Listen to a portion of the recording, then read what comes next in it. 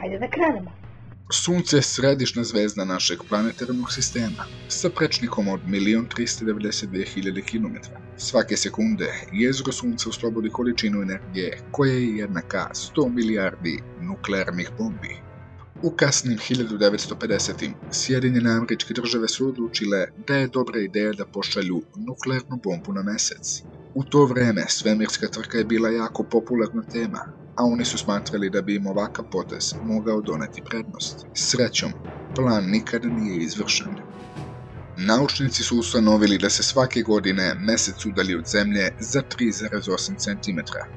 Posljedica je ta da će Zemljina rotacija da se uspori za oko 0,002 sekunde svaki dan, što znači da će za 100 godina dan biti duži za 2 milisekunde. Ako se dva komada istog metala dotaknu u kosmosu, oni će se trajno spojiti i tako zauvek ostati spojeni. Taj neverovatan efekat se zove hladno zavarivanje i događa se zato što atomi individualnih metalnih objekata nemaju nikakvog načina da prepoznaju da su deo dva zasebna komada metala. Drugim rečima, nema atmosferskog medija poput vazduha ili vode.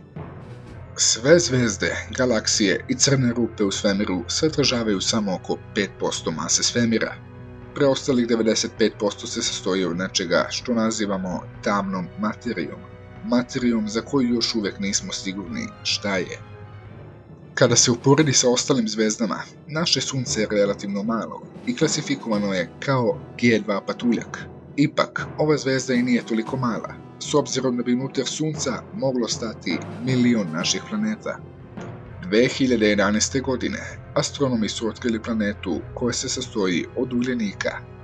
Zbog velike gustine, naučnici veruju da značajan deo ove planete čine dijamanti. Ova skupocena planeta je oko 5 puta veća od Zemlje. Najveći asteroid ikad snimljen je mamutski svemirski kamen koji astronomi zovu Ceres-Sirina. Ceresa je 960 km duga i ona je daleko najveći asteroid u pojasu asteroida i predstavlja trećinu njegove ukupne mase. Njena površina je slična površini Indije ili Argentine. Vodi se i debata oko toga da li je Ceresa prevazišla kategoriju asteroida i prešla u kategoriju patuljastih planeta. Ljudska bića su doslovno napravljena od zvezdanih materija. Gotovo svi hemijski elementi koji se nalaze u našem telu dolaze iz zvezda. Kalcijum, ugljenik, vodonik, kiseonik i oko 60 drugih osnovnih elemenata čine ljudsko biće. Dakle, svi smo mi nekim delom zvezda.